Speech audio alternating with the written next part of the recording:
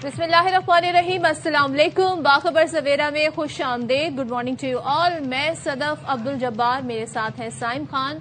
और अमूमन हम अपने शो का आगाज करते हैं अच्छी वाइब से, अच्छी खबरों से। कोशिश हमारी होती है, ऑल्दो के जंग का माहौल है, इसके बावजूद हम कुछ ऐसी पॉजिटिविटी, लेकिन क्या करें, अब हालात जिस तरफ जा रहे हैं, सबको डर था, सबको खतरा था साइम, क्योंकि एक बार कुछ दिनों पहले की ज्यादा पुरानी बात नहीं, अभी रमजान भी गुजरे हैं, 55 रुपए फी लीटर पेट्रोल प्राइस बढ़ा दिए गए थे। उसके बाद हमने देखा जी, खतरा मंडरा रहा था कि जनाब जंग तवील होगी तो ये पैसे मजीद बढ़ा दिए जाएंगे। लोग अपनी तरफ से अज्यूम कर रहे थे 50-55 फिर मजीद बढ़ जाएंगे, कहीं हद तक लोगों का मैक्सिमम गैस था 70 रुपए बढ़ जाएंगे। लेकिन अब ये पैसे कितने बढ़े? 137 रुपए, 137 मतलब 138 रुपए डायरेक्ट इजाफा कर दिए गए पेट्रोल में। पेट्रोलियम मसनूआत की नई कीमत जो मुकर्रर की गई है वो है 458.40, मतलब 458 भी क्या, 460 रुपए ही ना। 1 लीटर पेट्रोल वाले जाएंगे तो 2 रुपए पंप वाला वापस तो नहीं करेगा। डीजल की कीमत, पुरानी कीमत है 335 रुपए, नई कीमत है 520.35, जिसके अंदर 184 रुपए का इजाफा किया गया डीजल के अंदर, और पेट्रोल में इजाफा किया गया जनाब 137 रुपए का।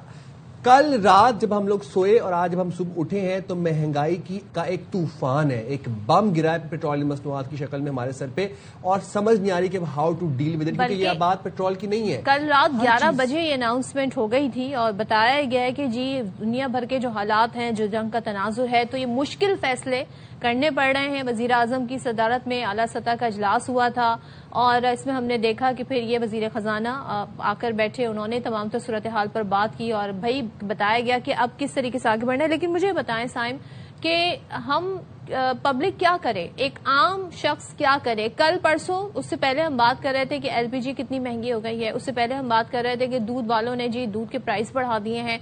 55 रुपए जो बढ़े थे ना लास्ट टाइम, उसके बाद महंगाई की एक नई लहर आई थी।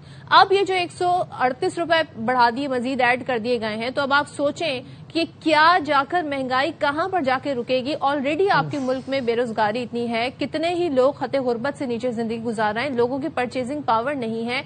कहां जाएंगी पब्लिक, कहां से पब्लिक को रिलीफ मिलना है? कल रात अगर आप लोग अपनी जेब में फॉर इंस्टेंस 10,000 लेके सोए थे तो आज वो 10,000 की परचेजिंग पावर जो है वो 1,000 या 1,500 के करीब है।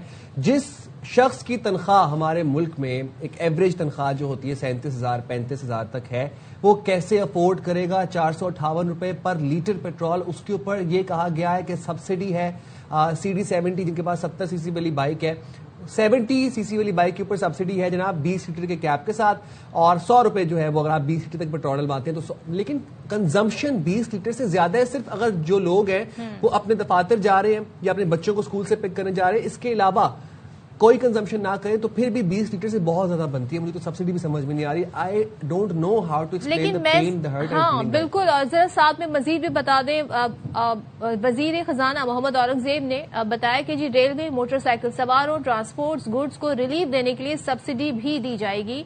तो क्या गुफ्तगू रही, जरा ये सुन लेते हैं। बड़ी बैठक हुई जिसमें वजीर आजम साहब खुद मौजूद थे, सारे वुज़रा आला मौजूद थे, फौजी क़यादत मौजूद थी। फैसला किया गया पेट्रोल की नई कीमत 458 रुपीस 40 पैसा कल से लागू कर दी जाएगी। डीजल की नई कीमत 520 रुपए 35 पैसे के ऊपर रखा जाए। हुकूमत मजबूरन अपने मुआहिदों के तहत, अपने वादों के तहत और एक जिम्मेदारी के तहत इस कीमत को आगे पास कर रही है।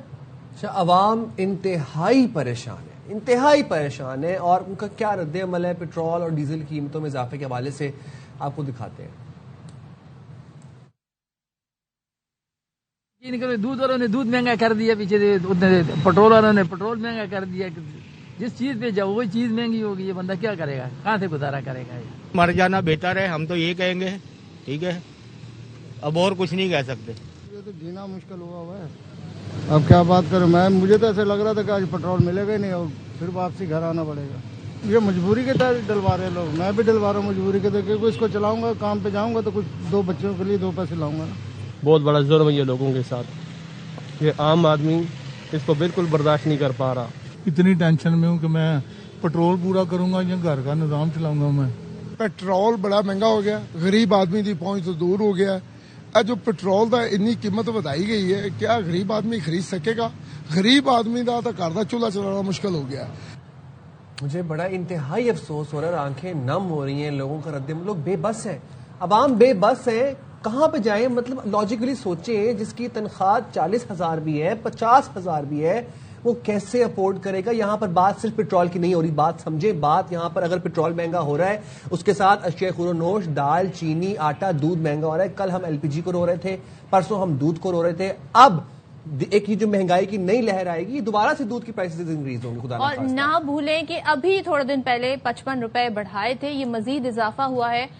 पब्लिक सेंटिमेंट आपने देखे, मैं तो यहाँ पर कुछ हुकूमत तो नहीं कहूंगी, पीपल्स पार्टी की कुछ अहम लोगों की ट्वीट भी पढ़ रही थी, वो कह रहे हैं जी हम पेट्रोल शॉक में हैं, ऑफिशियली हम पेट्रोल शॉक में इस वक्त लोग ये कह रहे हैं। तो आप सोचें एक आम आदमी पर जिसे अपने बच्चों के स्कूल की फीस देनी है, घर का किराया देना है, अपने घर का बजट चलाना है, बिजली का बिल देना है, न जाने क्या क्या खर्चे पूरे करने, और इसमें वो कैसे इस महदूद तनख्वाह में जो उसकी होती है क्या करेगा? एक रिक्शा सवार जो है, एक रिक्शा ड्राइवर जो है, जो डेली वेजर है, वो क्या करेगा? इवन की सैलरीड क्लास क्या करेगी इतना सारा टैक्स पे करने के बाद भी? ये जो बोझ है ना, ये हर तबके पे इक्वली है, हर तबके पे इक्वल है। पहले हम कहते थे कि आप मतवसत तबका क्या करेगा या सैलरीड क्लास तबका क्या करेगा, आपका जो अपर सोशो इकोनॉमिक क्लास है उसके ऊपर भी ये बोझ है, लेकिन साया मजीद लोग खते गुर्बत से नीचे जाएं। हाँ, ये तादाद अब बढ़ेगी। चलें जी, हम जरा रुक कर लेते हैं ऑन ग्राउंड क्या सूरत हाल है लाहौर कराची में। अलमास खान ने हमें लाहौर से ज्वाइन किया है, इशरत हमारे साथ मौजूद हैं कराची से। सबसे पहले जरा इशरत की तरफ चलते हैं। इशरत, जब मैं आ रही थी हमने देखा पेट्रोल पंप्स बंद थे, अमूमन रात गए भी हमने देखा कि बंद कर दिए गए थे 11 बजे ऐलान होने के बाद। क्या सूरत हाल है? पब्लिक सेंटिमेंट्स भी हमने देखे, इस वक्त क्या आप हमें बताएंगी शहर से सूरत हाल? सदफ, पेट्रोल के हवाले से साइम में आप लोगों ने जो बातें की हैं वो 110% दुरुस्त है। आपने कहा पेट्रोल पंप बंद है। सुबह मैं मलीर एयरपोर्ट से अपने ऑफिस तक आई हूँ, मैंने काफ़ी पेट्रोल पंप खुले देखे हैं, लेकिन वीरान है पेट्रोल पंप, बहुत कम है पब्लिक। और पब्लिक से बात की, आप बताएं, आपकी गवर्नमेंट ने कुछ दिन पहले 55 रुपए बढ़ाए हैं, 322 रुपए पेट्रोल की कीमत हो गई थी, उस पे आवाम रो रही थी, और अब 458 रुपए 40 पैसे पर लीटर पेट्रोल की कीमत है। डीजल बसेस में इस्तेमाल होती है, डीजल की जो कीमत है वो 520 रुपए है। क्या गरीब आवाम अफोर्ड कर सकेगी? पेट्रोल पंप्स खाली है, आवाम रो रहे हैं। इससे पहले आपने खुद कहा कि हम एलपीजी को रो रहे थे, उससे पहले हम दूध को रो रहे थे। दूध के साथ डेयरी जितने भी आइटम है वो तमाम महंगे हो गए हैं।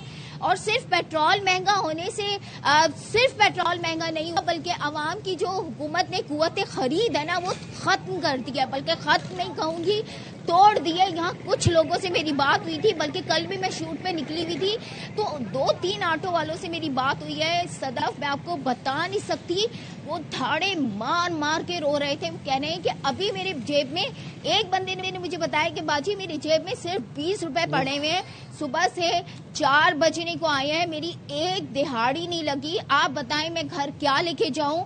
460 रुपए एलपीजी कर दी है, पेट्रोल की कीमत इतनी कर दी है, गरीब आवाम कहाँ जाएगी?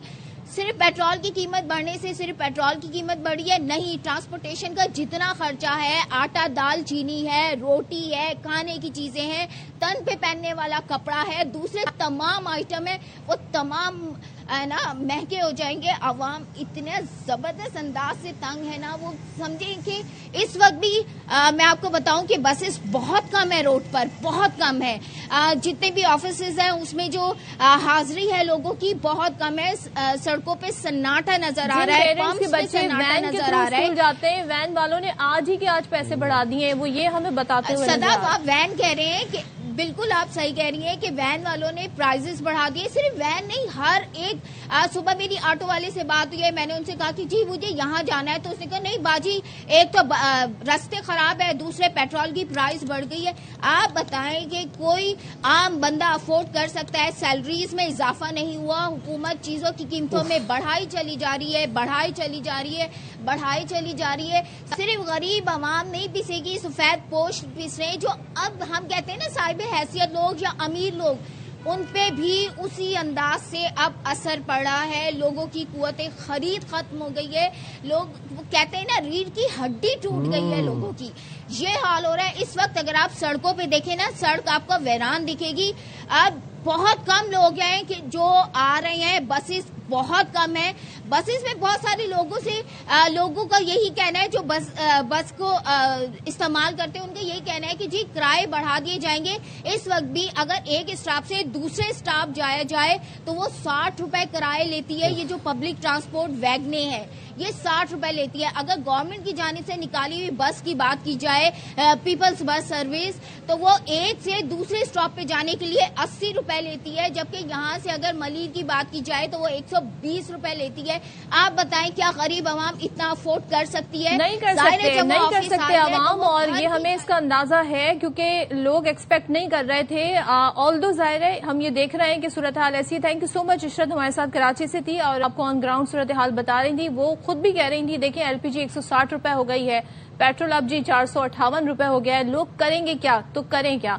हम ये सुन रहे थे स्लैब्स में लोगों को रिलीफ दिया जाएगा, ये देखा जाएगा जी किस तबके को कितना देना है, राशनिंग की जाएगी। लेकिन मुझे एक बात बताएं, जब 55 रुपए इजाफा हुआ था, आपको याद है तब एक जो पार्टी इक़्तिदार में है उनकी एक रहनुमा ने कहा था कि हम 110 रुपए बढ़ा सकते थे, 55 रुपए बढ़ाए, अगर 110 रुपए बढ़ा लेते तो आप लोग क्या कर लेते? सही कह रही थी वो बिल्कुल सही कह रही थी। हम लोग क्या ही कर लेते, अब हम क्या ही कर रहे हैं। 110 की बजाय 137 रुपए बढ़ गए, हम लोग क्या ही कर सकते हैं, रो सकते हैं। या तो साइम लोगों की तनख्वाहें उस हिसाब से बढ़ रही हैं, ठीक है, जिस हिसाब से महंगाई बढ़ी, लोगों की तनख्वाहें बढ़ नहीं रही हैं, महंगाई बढ़े जा रही है। मैंने इस शहर कराची में पहली बार ऐसी ईद देखी है जिसमें मैंने कोई पब्लिक जो है वो रश नहीं देखा, पब्लिक मुझे नजर नहीं, उस तरीके से बाइंग नहीं हुई है, किस तरीके से लोगों ने अपनी ईद मनाई है, किस तरीके से लोगों ने अपने रमजान गुजारे हैं। उसके बाद अब ये वाली सूरत हाल जो है, तो अभी तो आज आगाज हुआ है दिन का, अभी हम आगे जाकर देखेंगे। आप देखिएगा जी, तमाम तर जो अशिया खुरनोश हैं वो सारे अवाम से ही वसूल लेंगे, लेकिन पब्लिक क्या करे, उसको रिलीफ कहां से मिलना है? गवर्नमेंट को अपनी गवर्नेंस यहां पर साबित करनी होगी कि किस तरीके से आप इन हालात में लोगों की सूरत हाल को मैनेज कर रहे हैं। बिल्कुल जी, बात इस हवाले से माहिर मईशत हमारे साथ मौजूद हैं माशी उमूर डॉक्टर खाकान नजीब साहब। बहुत शुक्रिया डॉक्टर खाकान नजीब साहब ने प्रोग्राम के लिए वक्त निकाला। सर, हुकूमत का काम होता है गवर्नेंस करना, और गवर्नेंस में ये सब चीजें आती हैं कि किस तरीके से क्राइसिस मैनेजमेंट करें जब कोई इस तरह के मसाइल पैदा हों। इतना बड़ा बोझ अवाम कैसे बर्दाश्त करेगी? आप मुझे बता दें, अगर एक शख्स की तनख्वाह 40,000 है, मुझे प्लीज आप बजट करके बता दें कि वो 40,000 में 2 बच्चे पालेगा, उनकी स्कूल फीस देगा, घर में खाना बनाएगा कि पेट्रोल के पैसे भरेगा? So let's be honest with the people of Pakistan कि ये एक बहुत ही मुश्किल दिन है पाकिस्तानियों के लिए, इसमें कोई शक की गुंजाइश नहीं है। एक 50% का फ्यूल शॉक ओवरनाइट लगा है, इसने transport cost, food inflation, real incomes जो है वो श्रिंक कर जाएंगी, डिमांड क्रश हो जाएगी, ये बिल्कुल दुरुस्त बात है। अनफॉर्चुनेटली दुनिया में चूंकि हम तेल के लिए डिपेंडेंट हैं और हम अपना एनर्जी को इंडिजनाइज, जिसका मतलब है मैं पहले हम क्यों यहां खड़े हैं, हम 30 साल की जो हमारी मैनेजमेंट ऑफ द इकोनॉमी है उसकी वजह से यहां खड़े हैं। मतलब 30 से मेरा मतलब है कि कई दिहाइयों की जो मैनेजमेंट है, जिसका मतलब है कि ज़खायर 28 दिन के थे जब वॉर में गए थे, आज 23 दिन के हैं, जिसका मतलब है कि हमने अपनी इंडिजनाइज्ड रिसोर्सेज थर कोल, हाइड्रो पावर की बजाय इंपोर्टेड LNG, इंपोर्टेड कोल और उससे पहले इंपोर्टेड फॉसिल फ्यूल्स पे एनर्जी को डिपेंडेंट रखा। This is the story of Pakistan. So इसको समझने की कोशिश करें। हमने अपना फ्रेट जो है वो ट्रेन पे कैरी करने की बजाय 85% फ्रेट, कितना 85% freight of Pakistan is carried on imported fossil fuels which are not in our control, and that is why inflation comes to, और ये जो supply side shock है ये हमें लग रहा है। पाकिस्तान का तेल पाइपलाइंस की बजाय ऑन हाईवेज कैरी होता है, बिकॉज अगेन हमने वो नहीं बनाया। फिर हमने सोलर अगर ना आज आता, बिकॉज इतनी इनएफिशिएंसी थी सिस्टम में, तो 25% सोलर ना होता तो वो लोग भी शील्ड ना होते। थर कोल जो कि इंडिजिनाइज्ड रिसोर्स है, उसकी बजाय हमने इंपोर्टेड कोल पे भरोसा किया। डैम्स जिनको बिल्ड करके शील्ड किया जा सकता था पानी एग्रीकल्चर के भी, उसकी बजाय 90 की दहाई में IPPs की पॉलिसी पे रिलाई करते हुए इंपोर्टेड फॉसिल फ्यूल पे 17% पे डॉलर डिनोमिनेटेड रिटर्न किया। ये जो सब कुछ आप आज देख रहे हैं, ये उस एनर्जी पॉलिसी का एक तरह से अक्कासी करता है जिसकी एक कंप्लीट तब्दीली की आज भी जरूरत है। اور دوسری بات, یہ بات آج درست ہے کہ چونکہ آپ ڈپینڈنٹ ہیں تو جو پلیٹس کی قیمت ہے وہ $130 ہے, جس پہ یہ تیل کی قیمت پیٹرول کی بیس کی گئی ہے. وار سے پہلے $70 تھی. In this scenario this was the right thing to do, because حکومت یا اسٹیٹ کے پاس اتنا سخت تھی ہی نہیں کہ وہ آپ کو سبسڈائز کرتی. اور ایک اور بات, جب آپ ایم ایس پیٹرول کو 1800 سی سی لگژری کارز میں اسی ریٹ پہ دے رہے تھے جس پہ ایک پیٹرول والا جو بیچ رہا تھا چنچی کو یا رکشا کو یا پبلک ٹرانسپورٹ والے کو یا 2 ویلر کو, تو that was the wrong policy. You had to subsidise people and not petrol. یہ بالکل بات درست ہے کہ یہ ڈے 2 پہ کرنا چاہیے تھا. پر لیٹ می صدف, آپ عید کا ذکر کر رہی تھی, let me quote figure to you کہ یہ کیا ہے ہم نے. آج بھی شارٹ ٹرم مینجمنٹ کیوں نہیں ٹھیک ہوئی. 19% OMCs آئل مارکیٹنگ کمپنیز نے تیل اوور آل زیادہ بیچا ہے مارچ میں کمپیئر ٹو لاسٹ مارچ. ہمیں لوگوں کا بہیویئر تو ڈے 2 پہ چینج کر دینا چاہیے تھا نا کہ 4 سے 6 یا 8 ہفتے کی جنگ ہے, یہ چیزیں مہنگی ہو جانی ہے. آپ 3 دن جو چھٹی ملی ہے گھر بیٹھیں. ورک فرام ہوم کے علاوہ ڈیمانڈ مینجمنٹ, انرجی کنزرویشن, لیکن ہم نے تو ساری چیزیں نارملائز کر دی نا خاقان صاحب. اسکول بھی اسی طریقے سے فل فلیج کھل گئے, دفاتر بھی کھل گئے. پبلک کو یہ اندازہ ہوا کہ جی حالات ٹھیک ہے. پبلک کو جب تک کوئی نوٹیفیکیشن, کوئی ان کو پابند نہیں کیا جائے گا, یہ گورنمنٹ کا کام ہے. مجھے ایک چیز ذرا سمجھنی ہے اس فیصلے کے تناظر میں. ایک چیز پہلے اس پہ بات کریں. نہیں, آپ نے جو کہا ہے نا, دس از دا موسٹ امپورٹنٹ. پاکستان کا میڈیا, پاکستان کے thinkers, policy makers and authorities کو یہ لوگوں کو بتانا چاہیے تھا. 1973 کے بعد میں آج بھی کہتا ہوں سب سے بڑا دنیا کا شاک ہے, جو نہ صرف شاک ہے جسے کہتے ہیں سپلائی کا, بلکہ پرائز کا بھی. آپ نے اس سے امپورٹنٹ بات نہیں رکھی سامنے. اس کی کمیونیکیشن یہ بتانی چاہیے کہ یہ اب طویل ہو گیا ہے. تیل کی قیمت ڈبل پیٹرول کی اور ڈیزل کی 5 گنا ہو گئی ہے, 4 گنا ہو گئی ہے. یہ سب امپورٹ ہو رہا ہے. ہم یہ کہتے جائیں کہ ہمیں بہت سپلائی مل رہی ہے بیکاز ہماری فورن ڈپلومیسی اچھی ہے جی. وہ سپلائی اتنی بڑی ہوئی کاسٹ پہ مل رہی ہے. جو آپ نے ابھی کہا ہے نا, آپ اپنا طرز زندگی, اور جس طرح میں نے کہا ہے, مطلب ایک چھوٹی سی بات کہتا ہوں کہ آپ 3 دفعہ باہر جاتی ہیں, 2 دفعہ جائیں, آپ پردے گرائیں تاکہ آپ کو ایئر کنڈیشنر نہ چلانا پڑے. Change your behaviour completely, because electricity میں جب فیول پرائس پاس تھرو ہم نے کووڈ کا ٹائم دیکھا ہے, لاک ڈاؤن ہوا, لاک ڈاؤن ان پلیس تھا, لوگوں نے بھرپور طور پہ عمل درآمد کیا, لیکن لوگوں کو کمیونیکیٹ بھی کیا جاتا ہے نا, سب چیزیں مینج کی گئی تھی اس وقت. مجھے ایک چیز بتائیے گا, میں یہ جاننا چاہتی ہوں, ظاہر اکانومی جو ہے وہ ہر طرح سے پوری ایک چین ہے, وہ ہر چیز سے جڑی ہوئی ہے. یہاں پر جب ہم نے پیٹرول پرائس اتنے بڑھا دیے ہیں, پبلک کا پرچیزنگ پاور پبلک کی ہے نہیں. آپ مجھے بتائیے گا لوگ کیا کریں گے؟ لوگ ضروری اشیاء خریدنے تک محدود ہو جائیں گے. جو وہ بائنگ پاور تھی جب ان کی ختم ہو جائے گی, آپ کی اکانومی کیسے چلے گی؟ آپ کی انڈسٹری کیسے چلے گی؟ آپ کی ٹیکسٹائل ملیں کیسے چلیں گی؟ مجھے بتائیں, جب پبلک خریدے گی نہیں تو یہ سائیکل جو پورا ہوتا ہے ایک اسپینڈنگ کا, ایک معاشی سائیکل جو ہوتا ہے, یہ آگے کیسے بڑھے گا؟ تو وہ پھر یہاں پہ کیا سوچا ہے حکومت نے؟ بہت صحیح بات کی آپ نے. سو یہ ایک انرجی ڈریون انفلیشن ہے, یہ جو پرائمری رسک ہے اس اکانومی میں اور دنیا کی اکانومیز میں. ہاؤسنگ اینڈ انرجی بڑھ جائے گی, ٹرانسپورٹ بڑھ جائے گی, ان پٹ کاسٹ بڑھ جائے گی ساری انڈسٹری میں. اور جب انفلیشن یعنی کہ افراط زر جو کہ بڑھی ہوئی دکھائی دینا شروع ہو گئی ہے, جو ایس پی آئی سینسٹیو پرائس انڈیکس 51 اشیاء کا آیا ہے پچھلے ہفتے کا, ہر ہفتے آتا ہے, وہ 8% یعنی کہ شو کر رہا ہے لاسٹ ایئر سے بڑھی ہوئی پرائسز. اس ہفتے اور زیادہ ہوگا, اور جب یہ انرجی پرائس پاس تھرو ہوگا تو اور زیادہ آپ کی بوتھ ہیڈ لائن انفلیشن بالکل بڑھ جائے گی. آپ کا یعنی کہ مانیٹری ریٹ جو 10.5 پہ ہے وہ بڑھ جائے گا. سو یہ بالکل بات آپ کی درست ہے. اچھا, یہ ساری جو ہے آپ کی ہیلتھ, ایجوکیشن اور مسلینیس یعنی کہ اسٹرکچرل پریشر ڈالے گی, اور جو آپ کی کور انفلیشن ہے وہ بھی تبدیل ہو جائے گی. پالیسی میسج کیا ہے اس کا؟ پالیسی میسج یہ ہے کہ بہت ٹارگیٹڈ انرجی پرائسنگ جو ہے وہ کرنی چاہیے آج بھی اتھارٹیز کو. So go back to the drawing board and سوچیں کہ کہاں کہاں اور کٹ کر سکتے ہیں, جن کو آسٹیریٹی کہتے ہیں. میں ان کو آسٹیریٹی نہیں میں کہتا, اسٹرکچرلی کس طرح تبدیل کر سکتے ہیں. صوبوں نے پیسے ڈالے ہیں نہیں ڈالے, اس کی کمیونیکیشن کریں. Beyond the development budget, so targeted subsidy regime industries کو بھی ہم نے کووڈ میں کیا تھا, وہ جا کے کریں. نمبر 2, جو مانیٹری پالیسی ہے اس کو بہت ٹائٹن نہ کریں, بیکاز اس وقت یہ سپلائی سائڈ شاک ہے. मॉनेटरी टाइटनिंग इसको हेल्प नहीं करेगी। तीसरी बात, जो सप्लाई साइड की इंटरवेंशंस करने की जरूरत है वो जरूर करें, और ओवरऑल जो स्टेबलाइज करनी है इन्फ्लेशन, उसके जो ये स्ट्रक्चरल चीजें हैं उनको तब्दील करने की कोशिश करें। एक बात बताइएगा कि ये जो अब 458 रुपए पेट्रोल की नई कीमत जो तयन किया गया, ये 458 भी क्या 460 कह रहे थे ना इसको, इसमें 160 रुपीज पर लीटर लेवी पे कर रहा है एक शख्स पर लीटर पेट्रोल के ऊपर। ये 160 रुपीज लेवी नहीं कम की जा सकती थी? यहां से आवाम को रिलीफ नहीं दिया जा सकता था?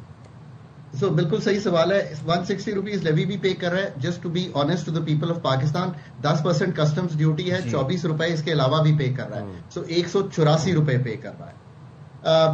ये बात आपकी दुरुस्त है कि पीडीएल को क्यों नहीं कम कर दिया गया। इसलिए नहीं कम कर दिया गया कि एग्रीकल्चर इनकम टैक्स लगाना नहीं चाहते, रियल एस्टेट पे टैक्स लगाना नहीं चाहते, कैपिटल गेन्स कलेक्ट नहीं करना चाहते, रिटेलर और होलसेलर करना नहीं चाहते। इसको तो छोड़े टैक्स को, मुझे आप ये बताइए कि इज इट जस्टिफाइड कि मैं कमर्शियल एरियाज पाकिस्तान के बंद करने पे डे 34 पे भी ये कह रहा हूं कि we will talk to the end see के how this works really. I mean आज भी हम ये सोच रहे हैं, इसलिए आपको 184 रुपए इनडायरेक्ट टैक्सेशन में लेने पड़ते हैं, बिकॉज ये 3 जो एरियाज हैं ये टैक्स नहीं देना चाहते। हम सेल्स टैक्स की कलेक्शन पूरी नहीं करना चाहते, उसमें भी चोरी करते हैं। हमारी इन्फोर्समेंट के मेजर्स वीक हैं, और मतलब आज भी हम रेस्टोरेंट्स पे फुल रश देखें, हम जिसे कहते हैं मैरिज हॉल्स के मतलब टाइमिंग्स ना कट करें या शादियां डिफर ना करें, और फिर ये कहें कि हमने इस तब्दीली को इसी तरह चलाते रहना है। That is why. और दूसरी वजह यह है कि you are in IMF engagement. आपने 1468 बिलियन रुपीस जमा करने हैं इस पीडीएल में। दी अदर पार्ट इज कि डीजल में इसको जीरो कर दिया गया है, उसमें सिर्फ आप 34 रुपए दे रहे हैं। Let me get the exact, sorry 36 रुपए दे रहे हैं जो इंपोर्ट कस्टम्स ड्यूटी है डीजल पे, उसको जीरो कर दिया गया है। अब एक 390 अरब रुपए इमरजेंसी में पड़े हुए हैं। आई एम नॉट श्योर कि वो अभी तक हुकूमत ने उसके बारे में नहीं बताया कि उसको क्यों नहीं यूज किया। मेरा जाती ये ख्याल था कि उसको यूज करते हुए कीमत 55 रुपए जब थी ना, उसके बाद उसको स्टैगर करके बढ़ाना चाहिए था ताकि लोगों का बिहेवियर चेंज होता।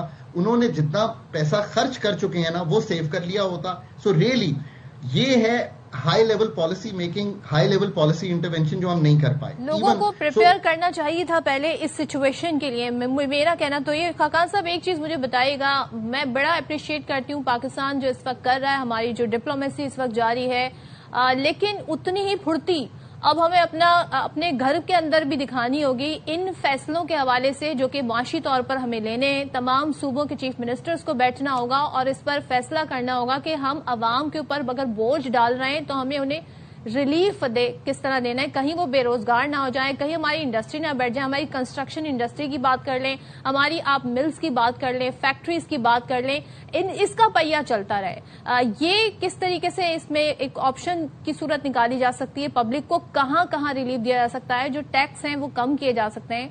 हमारे यहाँ सोलर एनर्जी की बड़ी तारीफ हो रही थी, वहां पर आप नेट मीटरिंग ले आए, आज वही हमें फायदा दे रही होती, लेकिन लोगों ने अपने पैसे लगा के इन्वेस्टमेंट लगा के किया था, लेकिन जाहिर है वो भी वहां पर भी टैक्स लगा दिए गए। तो जहां जहां पब्लिक को थोड़ा बहुत रिलीफ था, ऑलरेडी उन पर टैक्स है, तो अब मजीद कैसे रिलीफ मिलेगा, इसके लिए मिल बैठना होगा, उसके लिए भी उतनी फुर्तियां आप दिखानी होगी। व्हाट डू यू से टू दैट? सदफ, मैं ये कहता हूं कि अब मिल बैठने का जो टाइम है ना वो तो शायद गुजर चुका है। नाउ द टाइम इज कि the best minds of Pakistan, the best, जिससे अच्छा कोई माइंड ना हो, you get those minds together and tell them कि लोगों को बेस्ट टारगेटेड सब्सिडी, चाहे वो पाकिस्तान के ट्रांसपोर्ट पब्लिक सेक्टर की हो, फार्मर्स के ट्रैक्टर्स हो, मतलब let's be very clear, 2 wheelers हो, रिक्शाज हो, या पाकिस्तान का वो स्मॉल एंड मीडियम या स्मॉल और माइक्रो एंटरप्राइजेस हो जैसे हमने कोविड में किया था, पाकिस्तान की वो ट्रकिंग हो, पाकिस्तान की ट्रकिंग को से सामान को फ्रेट पे कैसे लाना है, और लोगों को ये किस तरह कहना है कि प्लीज अपना तर्ज जिंदगी कंप्लीटली तब्दील कर दें। और इसमें बैठने की बात तो गुजर गई है यार। If I need to make a phone call to America it takes me 2 seconds because मैं अभी जूम, स्काइप, व्हाट्सएप पे वीडियो कॉल कर सकता हूं। I think it is not only the quality of decision making, it is the time frame in which the decisions are made, which are very important in this kind of thing. Agar hum day 34 pe aaj, so let's appeal to the commercial owners of Pakistan. Forget what the government is saying. Aap band kar dena 6 baje. So let me give you an exact figure. मैंने एक government के लिए in the government figure prepare किया था austerity के नाम पे ही, कि अगर हम कमर्शियल एरियाज को शट करते हैं, अगर हम एनर्जी एफिशिएंसी प्राइवेट सेक्टर में लाते हैं, अगर हम अपना जिसे कहते हैं एनर्जी मैनेजमेंट करते हैं, 800 मेगावाट ऑफ बिजली बचती है. ये इंपोर्टेड कोल पे बनती है. ये इंपोर्टेड कोल प्राइस को इंक्रीज करता है. आज ये फिगर जो अथॉरिटीज कोट कर रही हैं वो 1200 मेगावाट है. जब मैं आपसे बात कर रहा हूं तो पूरे पाकिस्तान की खपत मेरे ख्याल में 12,000 मेगावाट 13,000 मेगावाट से ज्यादा नहीं आ रही. So you can actually shave off 10% of the imported fuel cost if you do this. Why don't you do it? इसमें सोचने की क्या गुंजाइश है? Point right. डॉक्टर साहब ये बताइएगा, पाकिस्तान में जो करंट मिनिमम वेज है इस वक्त, सिंध, पंजाब, केपी में 40,000 है, बलूचिस्तान, इस्लामाबाद में 37,000 है. फर्ज करें अच्छा ये मिनिमम वेज है, बहुत से शहरों में, बहुत से इलाकों में अभी इससे भी कम लोग तनख्वाह मिनिमम उनकी वेज है, 25-30 पे भी लोग हैं. मैं आपसे जानना चाह रहा हूं कि जिस बंदे की तनख्वाह 40,000 है, अब उस 40,000 का मतलब है कि उस 40,000 की जो परचेजिंग पावर है वो 20,000 पे आ गई है. वो बंदा अपना मंथली बजट कैसे बनाएगा, साइकिल कैसे चलेगा? सिर्फ वो अब से वो खाना पीना कर सकता है, ना वो अपने बच्चों को पढ़ा सकता है, ना वो कहीं बाहर जा सकता है, ना वो कुछ अच्छा पहन सकता है. सेकेंडली ये इम्पैक्ट कब तक, कितना प्रोलॉन्ग देख रहे हैं आप? और once the war is over आपको लगता है ये ऐसे ही 137 रुपए और 55 रुपए एकदम से नीचे आएंगे, या फिर ये 5, 10, 15, 20 करते हुए आएंगे?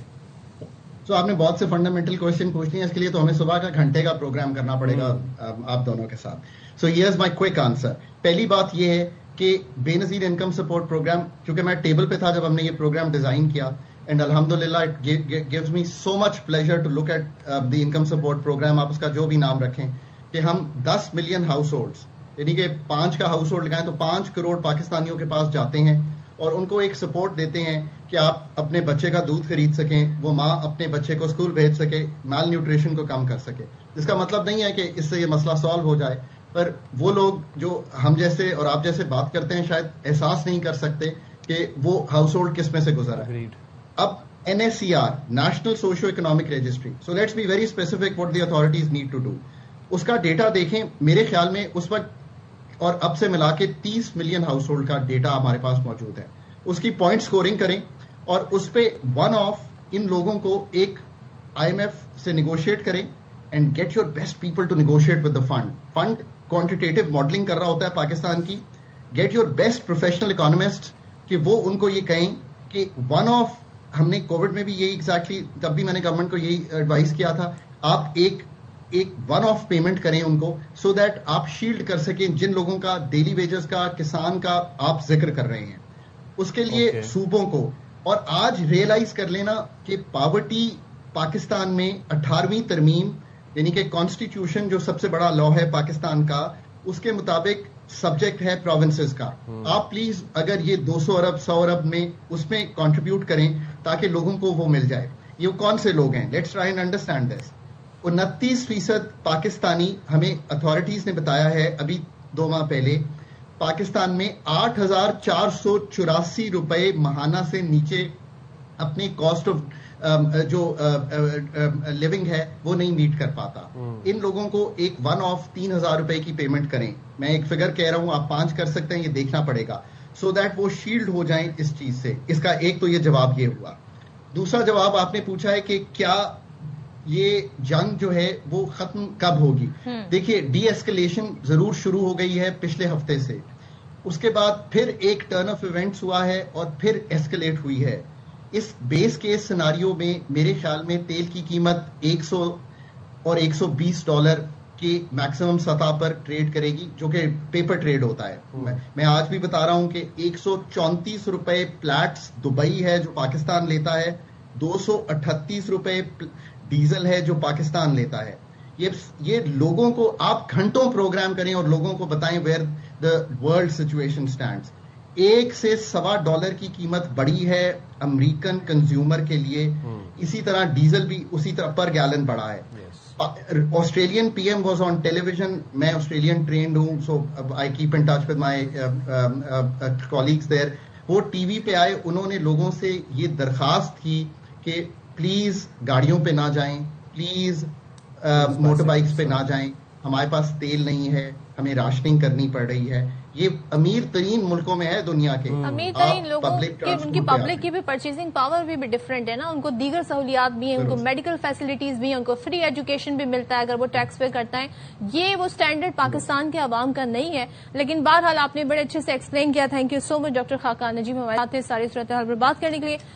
بریک لے لیتے ہیں جناب, اور بریک کے بعد واپس آتے ہیں.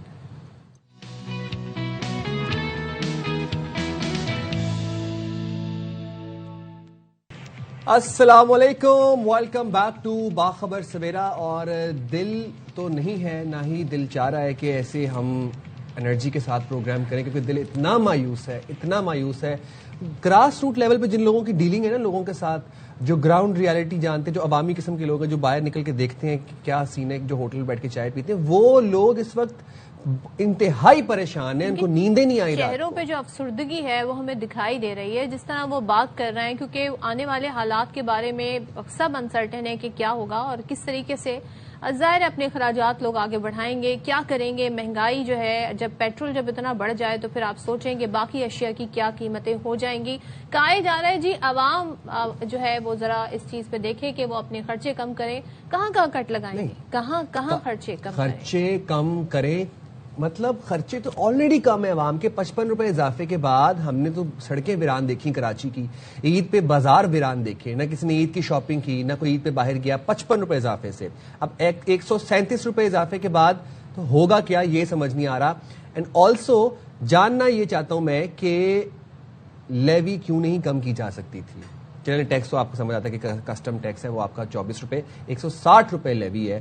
لیوی کیوں نہیں کم کی جا سکتی تھی؟ آئی ایم ایف کے آگے ہم شاید بہت لیٹس سی اب آگے آنے والے دنوں میں کیا اس حوالے سے فیصلے ہوتے ہیں. چلیں یہ تو ہے, لیکن ہم آج بارش کے حوالے سے بھی بات کر رہے ہیں, اور بارش میں جب ہم بات کرتے ہیں تو پھر بہت سارے ایشوز جو ہیں, کہیں پر آپ یہ دیکھیں ہمارے نمائندے بتا رہے تھے کہ جو چھوٹے نالے ہیں ان کی صفائی نہیں ہوئی تھی, اس لیے پانی بھر جاتا ہے. کراچی کی سڑکوں کا یہ حال ہو جاتا ہے. لیکن دوسری جانب کل ہم نے آپ کو بتایا تھا کہ کل ایل پی جی کی قیمت جو ہے مارکیٹس میں جب پتہ کروایا 304 روپے اوگرا نے مقرر کی ہے, لیکن وہ 450 460 میں باقاعدہ لکھ کر بڑا لکھ کر جو ہے وہ بیچی جا رہی ہے. اب پبلک شکایت کر رہی ہے, ہمیں کہیں پر جی کمشنر اور اے سی کہیں نظر ہی نہیں آتے, اسسٹنٹ کمشنر کہیں نظر نہیں آتے. آپ سرکاری نرخ پہ تو قیمتیں جو ہیں اس پر تو ایل پی جی لوگوں کو ملوا دیں تاکہ لوگوں کو مل جائے وہ, لیکن یہ بھی نہیں ہو پا رہا ہے. کہا جا رہا ہے کریک ڈاؤن ہوا, مگر کریک ڈاؤن ہوتا تو پھر اس طرح یہ دن دہاڑے یہ کام نہیں ہو رہا ہوتا. تو کراچی سمیت سندھ میں بارش کی صورتحال تو بتا دی تھی آپ کو, لیکن سندھ میں عوامی شکایت کے ازالے کے لیے چیف منسٹر سیکریٹریٹ کراچی میں ایک پبلک کمپلینٹ سیل بھی ہے جو کہ کافی فعال بتایا جاتا ہے, اور شہریوں کو فوری ریلیف وہاں پر مل سکے. اس کا بنیادی مقصد یہ ہے. اچھا, یہ جو کمپلینٹ سیل ہے یہ صبح 9 بجے سے شام 5 بجے تک فعال رہے گا, جہاں شہری براہ راست حکومتی نمائندوں کو اپنے مسائل سے آگاہ کریں گے. آپ کے گلی میں کوئی ایشو ہو, آپ کے محلے میں کوئی ایشو ہو, کسی سڑک پہ کوئی ایشو ہو, آپ وہ سب بتا سکتے ہیں, جس کے لیے روزانہ کی بنیاد پر مختلف حکومتی نمائندے باقاعدہ شیڈیول اس حوالے سے جاری کرتے ہیں. اب جو مقرر کردہ شیڈیول میں سینئر صوبائی وزیر شجر نام میمن, وزیر بلدیات سید ناصر حسین شاہ, سعید غنی, ڈاکٹر عذرا افضل پیچوہو اور مرتضی وہاب اور ترجمان سندھ حکومت بھی ڈیوٹی سر انجام دیں گے. تو یہ ایک پورا ایک کیا کہہ سکتے ہیں ڈیلیگیشن ہے, یا ایک پورا ایک گروپ بنایا گیا ہے جو کہ مل کے عوام کی جو مشکلات ہیں ان کی آسانی کے لیے حل تلاش کریں گے. لیکن ہمارے ساتھ موجود ہیں اس حوالے سے بات کرنے کے لیے ترجمان سندھ حکومت نادر گبول صاحب. بہت شکریہ نادر, آپ نے پروگرام کے لیے وقت نکالا. یہ جو سی ایم کمپلینٹ سیل ہے یہ اس کا مقصد کیا ہے اور یہ کام کیسے کرتا ہے, ذرا ہمیں سمجھائیے گا. جی بہت شکریہ. دیکھیں جو سی ایم کمپلینٹ سیل ہے یہ کوئی نیا انیشیٹو نہیں ہے سندھ گورنمنٹ کا. یہ جب قائم علی شاہ صاحب بھی سی ایم تھے تب بھی یہ موجود تھا.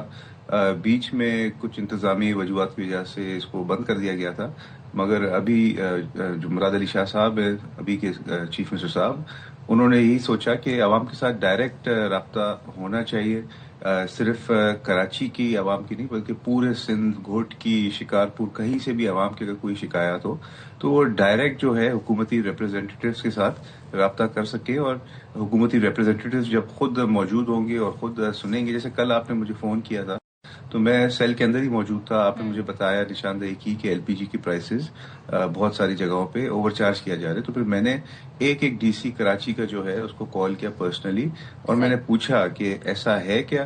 تو انہوں نے بولا کہ ایسا بہت ساری جگہوں پہ تھا, اور انہوں نے جو اے سیز ہیں وہ فیلڈ میں تھے, اور انہوں نے بہت ساری دکان سیل بھی. میں تو ابھی بھی یہی صورتحال ہے نادر صاحب, اور آپ کا تو فون ظاہر اٹھا لیا, لیکن ہم جب انہیں کانٹیکٹ کرنے کی کوشش کرتے ہیں وہ فون نہیں اٹھاتے. تو ویسے آپ کچھ بتا سکتے ہیں کس ڈی سی نے آپ کو یہ بتایا کہ جی ایسا نہیں ہے, تاکہ ہمارے نمائندے جائیں اور پھر ذرا حقائق پہ روشنی ڈالیں؟ جی, کراچی کے تو تمام ڈی سیز کو میں نے پرسنلی کال کیا. ڈی سی ساؤتھ جو ہے کوسو صاحب, پھر D C east, D C west, میں نے سب سے بات کی, اور سب نے کہا کہ ایسی بہت ساری شکایت ان کو بھی موصول ہوئی تھی عوام کی طرف سے. اور جو اے سیز ہوتے ہیں وہ فیلڈ میں جاتے ہیں, اور جہاں جہاں انہوں نے واقعی میں دیکھا کہ ایسے دکان تھے یا ایسے لوگ تھے جو اوور چارج کر رہے تھے, ان کو فوری طور پہ شاید آپ کو رانگ انفارمیشن آپ تک پہنچائی گئی. نادر, کل رات تک بھی 460 روپے میں نے پرسنلی ایکسپیرینس کیا ہے کہ 460 روپے پر کے جی ملے, اور آج صبح تک بھی یہی صورتحال ہے. اور ایک اور بات بتا دوں آپ کو کہ 460 روپے کل رات پیٹرول کی قیمتیں انکریز ہونے سے پہلے تک تھا. اب تو جو 137 روپے کا اضافہ ہوا ہے, ممکن ہے گھنٹے 2 گھنٹے بعد یہ ہمیں 500-550 روپے مل رہی ہو ایل پی جی. جی, آپ درست فرما رہے ہوں گے. ایسے بہت سارے منافع خور ہوتے ہیں جو فائدہ اٹھاتے ہیں ایسے موقعوں کا, اور عوام کو اوور چارج کرتے ہیں. بٹ گورنمنٹ کی پوری طرح سے یہی کوشش ہوتی ہے کہ اوور چارج نہ کیا جائے. اور دوسری ایک چیز میں کریکٹ کرنا چاہتا ہوں آپ کو کہ یہ جو کنٹرول کمپلینٹ سیل ہے, یہ صرف 9 to 5 نہیں ہے, یہ 24/7 مطلب 24 گھنٹے ہفتے کے 7 دن ہے. اور اس کے 3 نمبر سے اگر آپ, بڑا ریلیف ہے کہ 24/7 کام کر رہا ہے. نمبر ہمیں بتا سکتے ہیں تاکہ پبلک کو بھی معلوم ہو جائے ہمارے تھرو کہ کیا نمبر ہے اس کمپلینٹ سیل کا؟ جی, اگر آپ لینڈ لائن سے کال کریں تو یہ سیدھا 919 ہے. اگر آپ موبائل فون سے کال کریں تو 08000919115 ہے.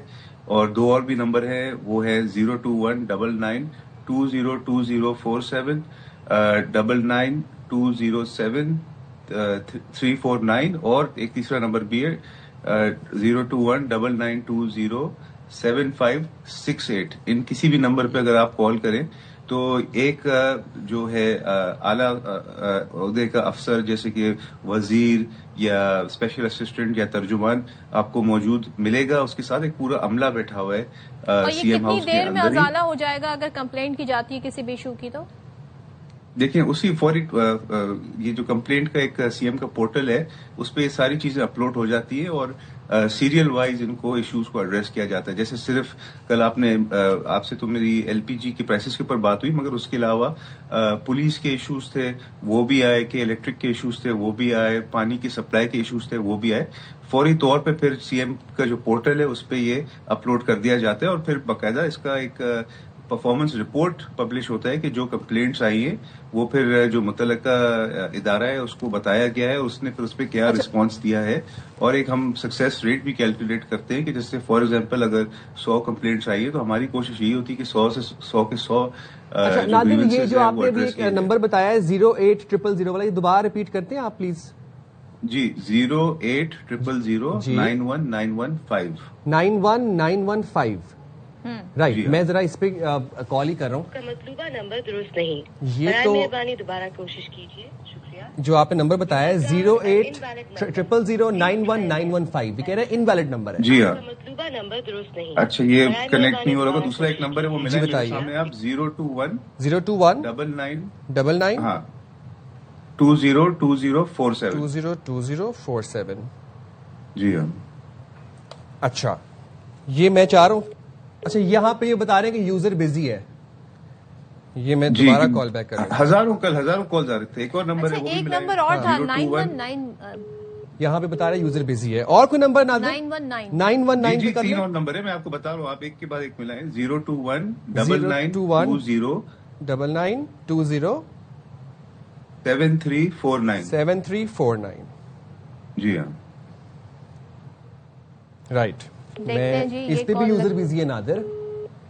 3 نمبر, ایک بہت عوام کا لوڈ ہے. اچھا, وہ ٹرائی کر لیں.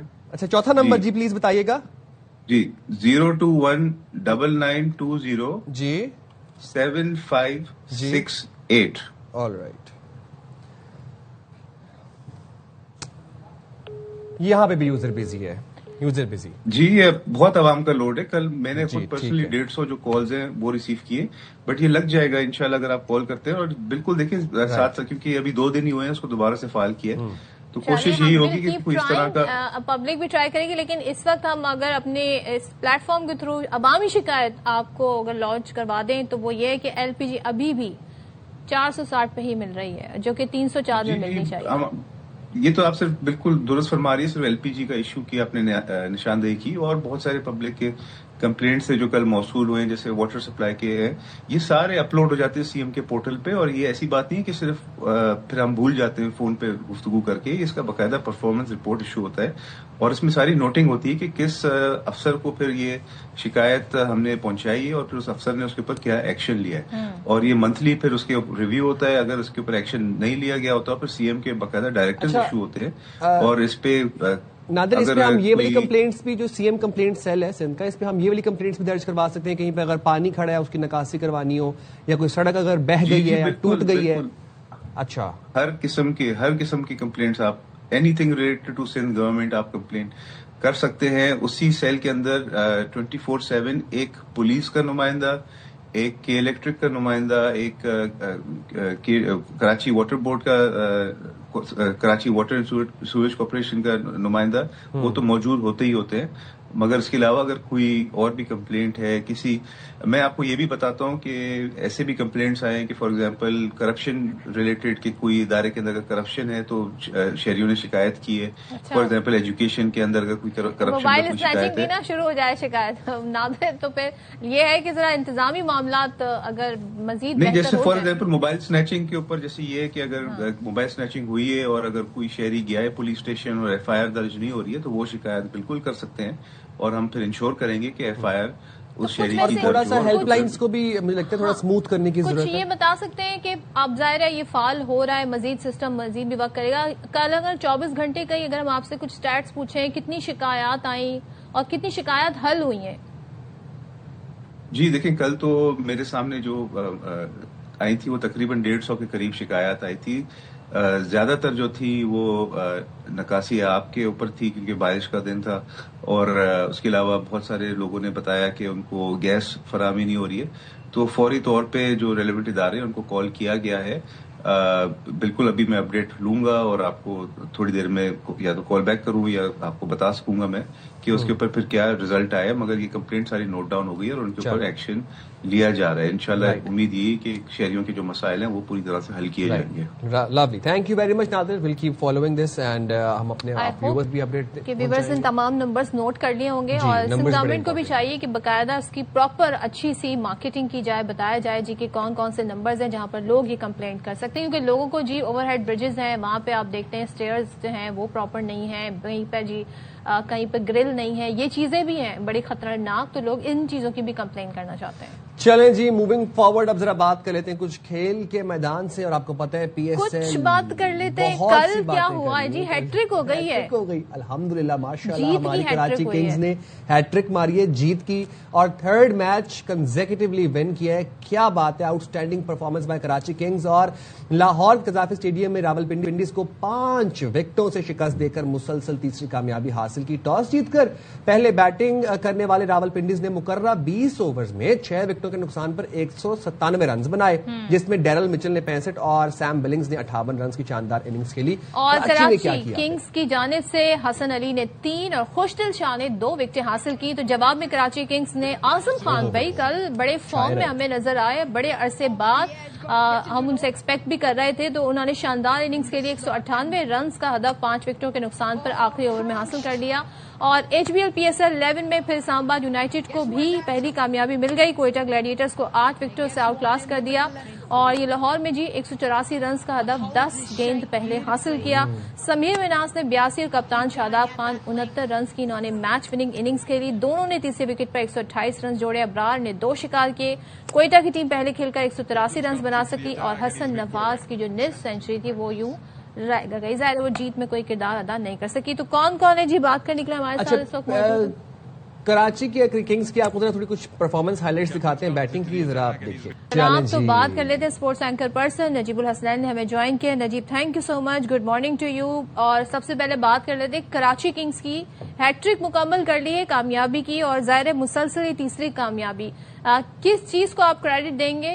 कंसिस्टेंसी है, क्या है, टीम कॉम्बिनेशन बहुत जबरदस्त है, ऐसी क्या चीज है जो कंटिन्यूसली जो है टीम जीत रही है?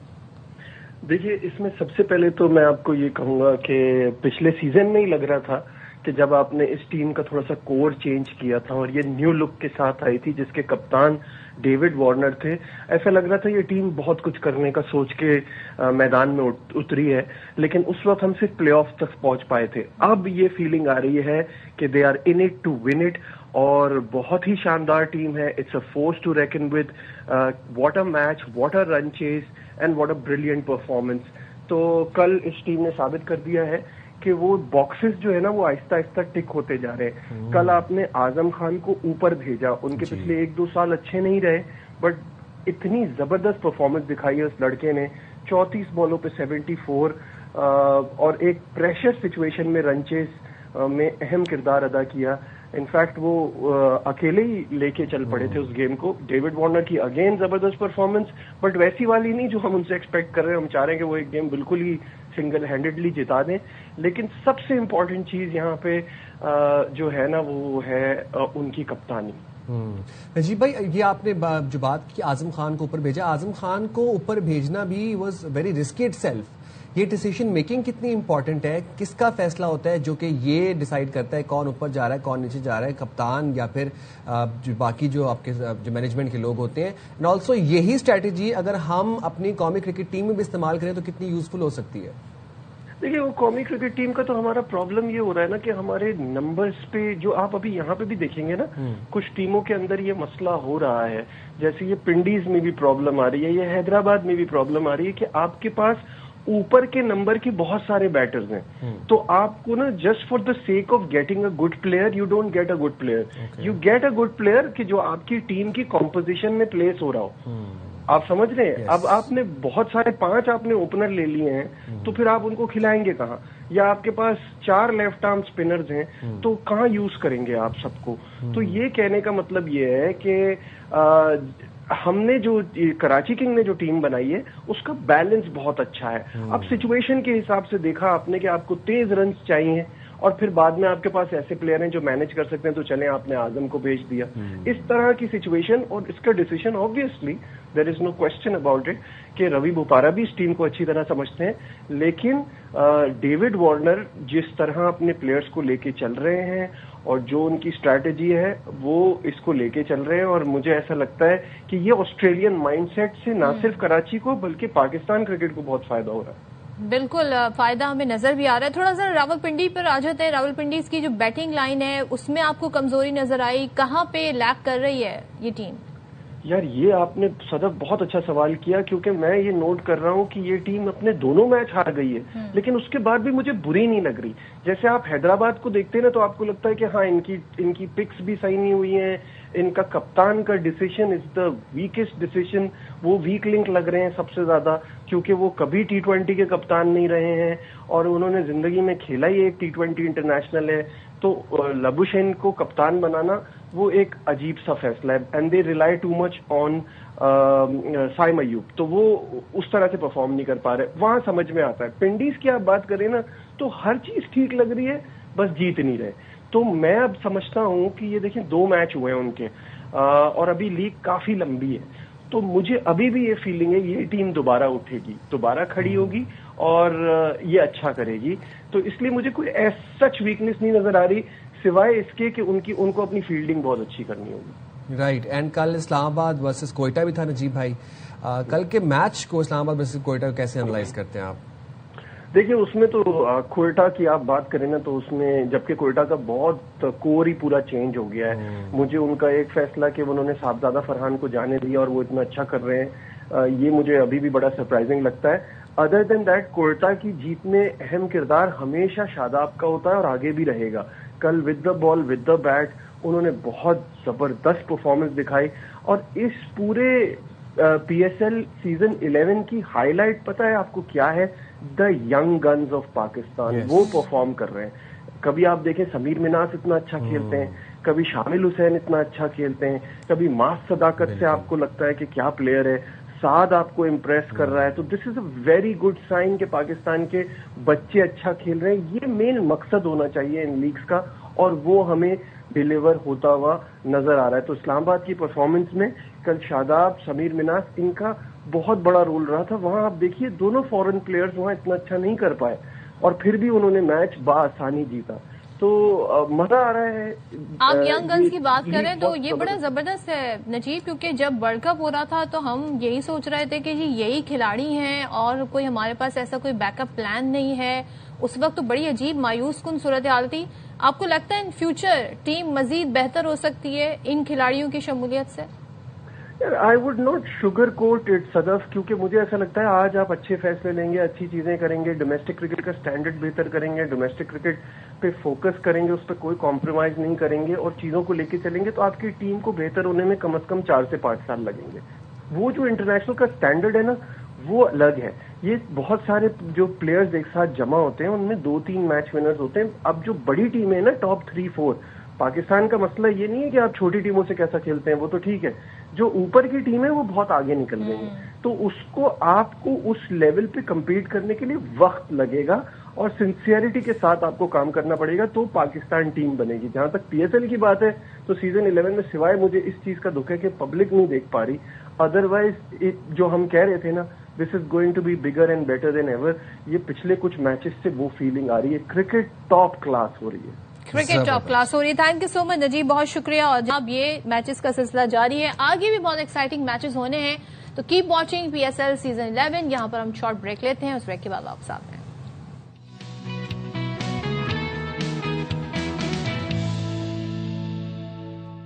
Welcome back. और जनाब अपडेट शामिल कर लेते हैं प्रोग्राम में. IMF ने सख्त मॉनेटरी पॉलिसी अपनाने का मुतालबा कर दिया है. IMF का कहना है मशरिक़ वुस्ता की संगीन सूरत हाल में महंगाई बढ़ने का खदशा है. मजीद के तफसीलात हैं शुएब निजामी से जानेंगे. शुएब बताइएगा. जी, पाकिस्तान और IMF दरमियान जो बातचीत हुई है और जो स्टाफ लेवल एग्रीमेंट हुआ है, उसमें स्टेट बैंक से मुतालिक जो बातचीत हुई है उसमें ये कहा गया कि स्टेट बैंक जो है वो सख्त मॉनेटरी पॉलिसी अपनाए और जो सख्त कशीदा सूरत हाल है मशरिक़ वस्ता की, उसके बाद अगर अफाती दर की शरह बढ़ती है तो उसी हिसाब से जो है वो स्टेट बैंक को शरह सूद बढ़ाना चाहिए. इसके साथ साथ जो है पाकिस्तान तफसीलात ज़र जो है उनको बढ़ाने के लिए मुख्तलिफ इक़दाम किए जाए और पाकिस्तान जो है वो महंगे कर्जों से जो है इज्तनाब करे.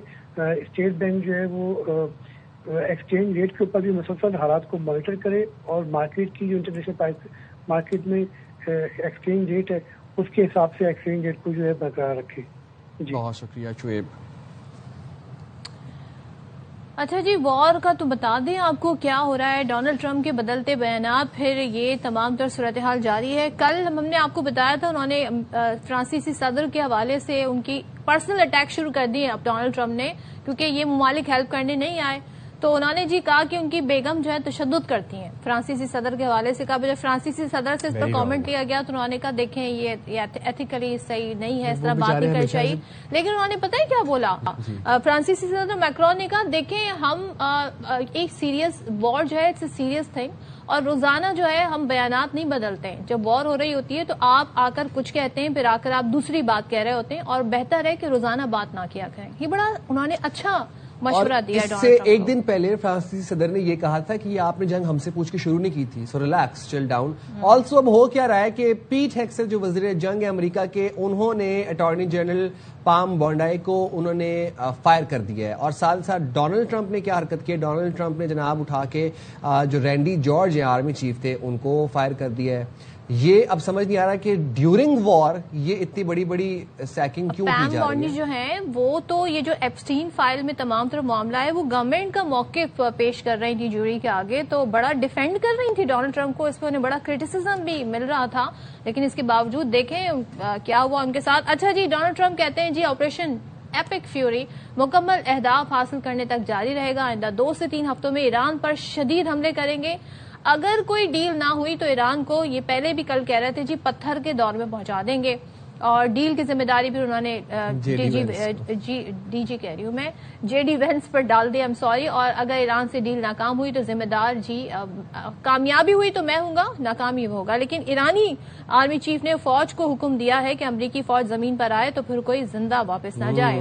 امیر حاتمی نے فوجی کمانڈرز کو ہدایت کی ہے کہ امریکہ اور اسرائیل کی سرگرمیوں پر نظر رکھی جائے تاکہ کسی ممکنہ زمینی کارروائی کا بروقت جواب دیا جا سکے.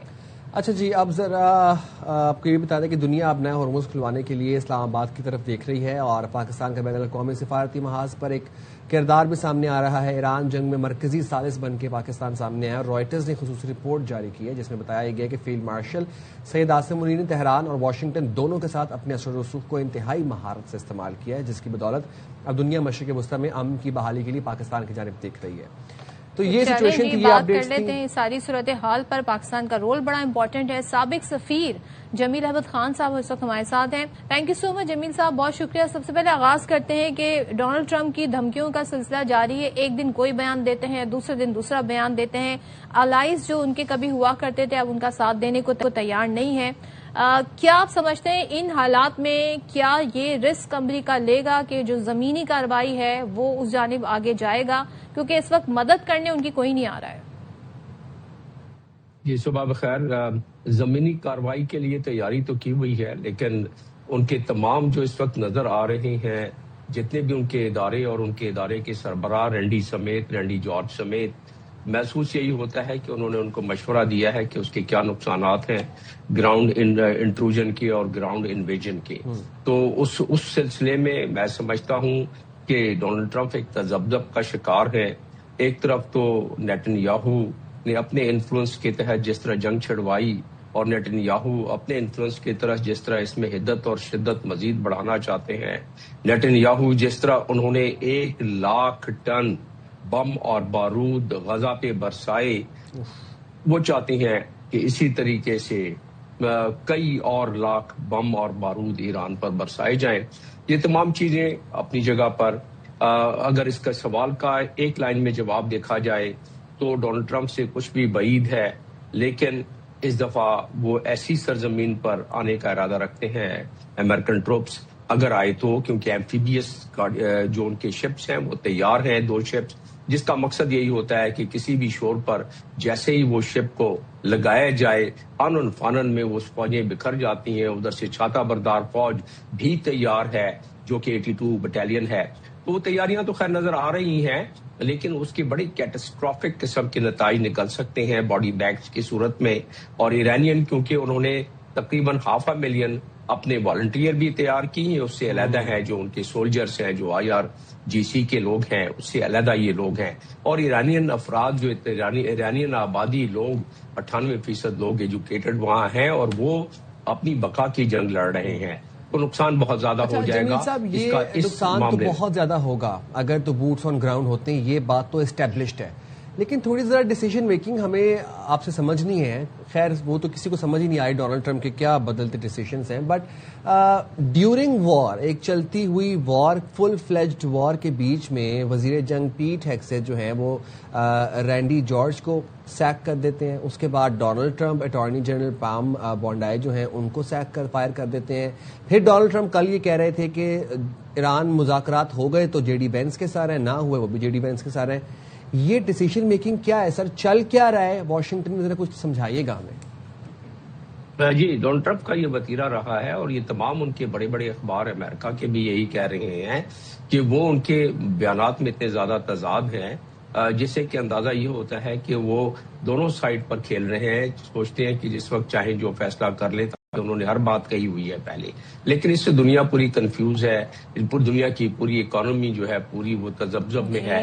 جب تذبذب آ جائے تو دنیا میں بہت زیادہ نقصان اس کا ہوتا ہے معاشی لحاظ سے بھی اور فیصلہ سازی میں بھی. آپ دیکھیں کہ کل جس طرح کہ میں آتا ہوں اس بات پر رینڈی جارج کے بات پر اور اٹارنی جنرل کے بات پر بھی, لیکن کل دیکھیں کہ جس طرح سیکورٹی کونسل میں ریزولوشن موو ہوئی ہے ہر ملک کے حوالے سے, وہ بھی بہت اہمیت اور کلیدی نوعیت کی ہے. بحرین نے وہ اور GCC کے بہاف پر وہ کیا ہے اور اس میں کہا گیا ہے کہ فورس استعمال کیا جائے اس کو کھولنے کے لیے ہرمز کو, جبکہ فرانس اور باقی تمام ممالک کہہ رہے ہیں کہ نہیں, military action is not the solution.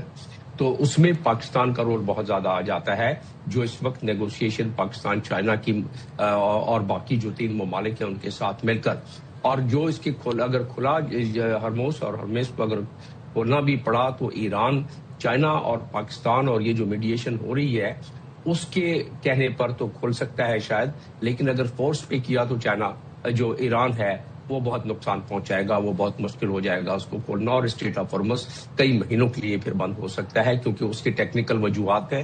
آپ کہیں گے تو میں اس کو ایکسپینڈ کر دوں گا۔ آ جاتے ہیں دوبارہ جو انہوں نے اپنا چیف آف آرمی، آپ کہہ رہے ہیں کہ میں ایکسٹینڈ کر دوں گا۔ میں ایک سوال پوچھنا چاہتی ہوں جمیل صاحب، تھوڑا سا اگر آپ اس پہ روشنی ڈال سکتے ہو تو بتائیے گا کہ امریکہ کہتا ہے ہمارے پاس بہت تیل ہے، ہمیں ضرورت نہیں ہے، جن ممالک کو آبنائے ہرمز کے تھرو تیل مل رہا ہے وہ آئیں کھلوا لیں، کیونکہ ان کے کہنے پہ تو کوئی آیا نہیں۔ تو وہ ممالک جی کہتے ہیں جی ہم نہیں آ رہے، ہم اس طرح کا ایڈونچر نہیں کر رہے۔ تو جن کو ضرورت ہے وہ تو نہیں کھلوانے میں انٹرسٹڈ ہیں۔ ڈونلڈ ٹرمپ جن کو ضرورت نہیں ہے تیل کی، وہ کیوں اتنا انٹرسٹڈ ہیں آبنائے ہرمز کھلوانے میں؟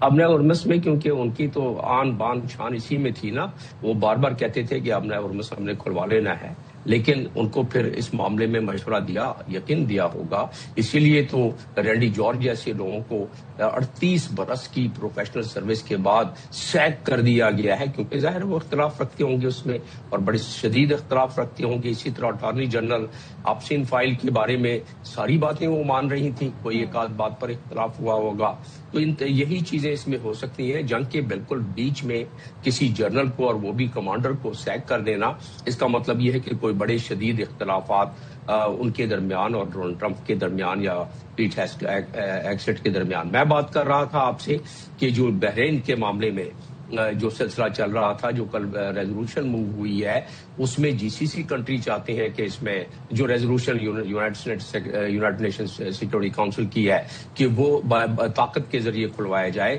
تو ایسے میں یہ بس پشت امریکہ اور اس میں اسرائیل ظاہر ہے شامل ہوتا ہے۔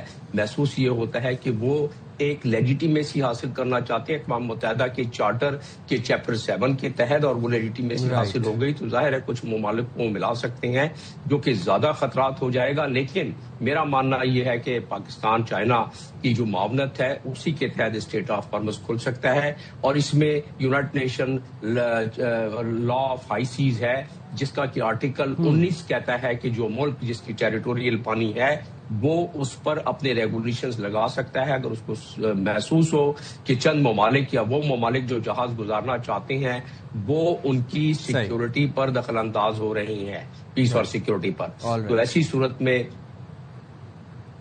ایسی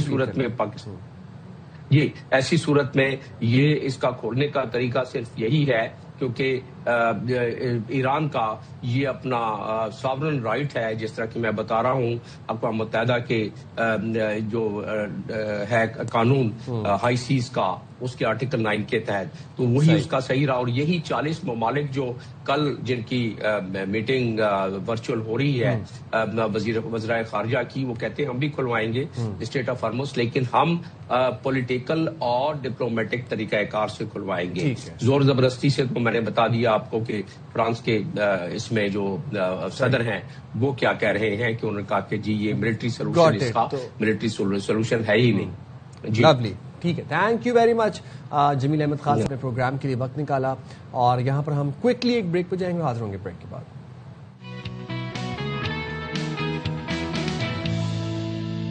welcome back once again. Pakistan کا سیاسی منظرنامہ، اس میں کیا ہو رہا ہے، ذرا اس حوالے سے بھی آپ کو اپڈیٹس دے دیتے ہیں، کیونکہ ہمارے شو میں ہر طرح کا آپ کو فلیور ملتا ہے، انٹرنیشنل ایشوز ہوں، ڈومیسٹک ایشوز ہوں، تو سیاست پہ کیسے بات نہ ہو، ایسا کیسے ہو سکتا ہے؟